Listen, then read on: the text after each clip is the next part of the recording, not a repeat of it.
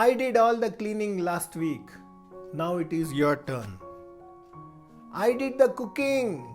At least do the dishes this time. You never give me any time. Oh, stop all this nagging. Are these the fights you are having, my friends?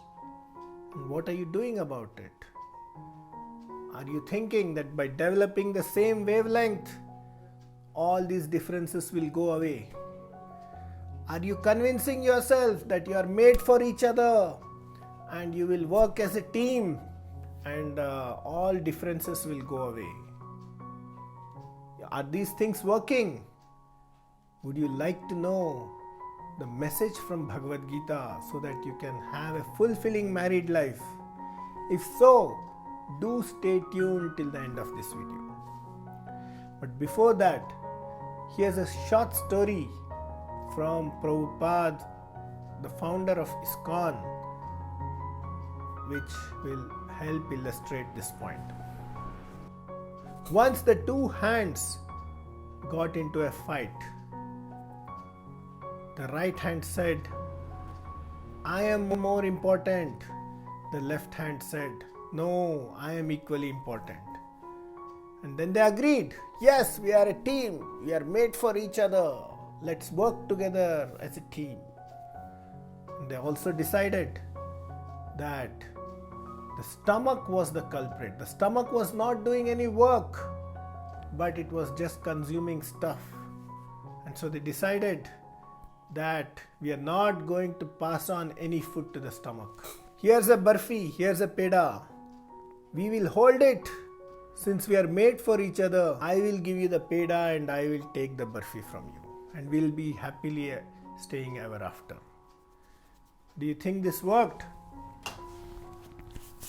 The hands became weak because they did not get any nourishment from the stomach. Fortunately, better sense prevailed. They passed on the food to the stomach and the stomach digested it. Blood flowed into the hands and they got revived. My friends, our modern day married lives are very similar. We think we are a team. Of course, we have to work together. We think we are a team and we are made for each other.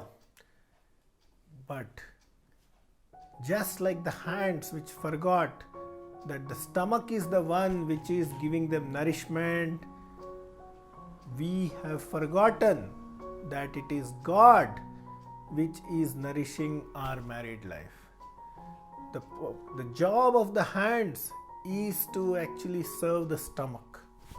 Similarly, the job of the man and the woman in married life is to develop a devotional serving attitude towards God.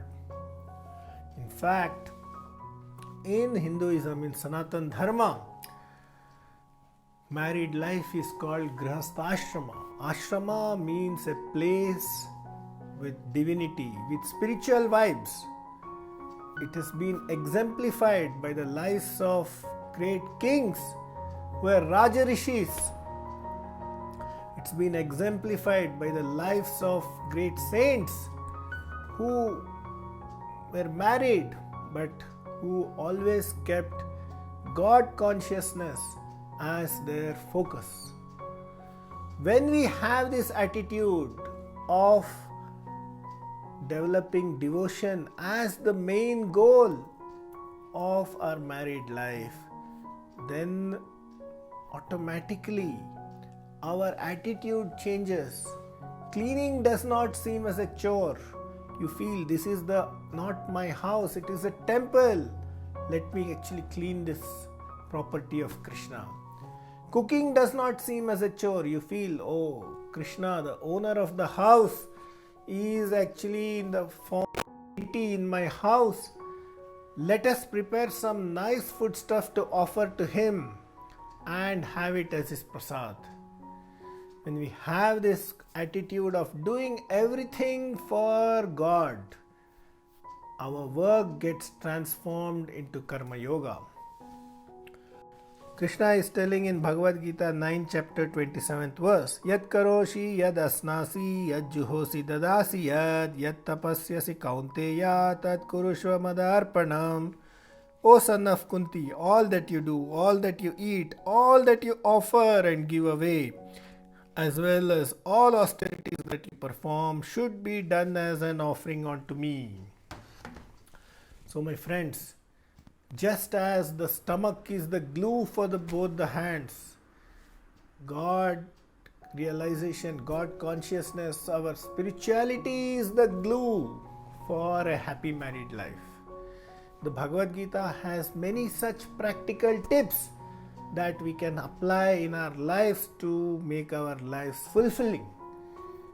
Let us take this opportunity to know more about Bhagavad Gita.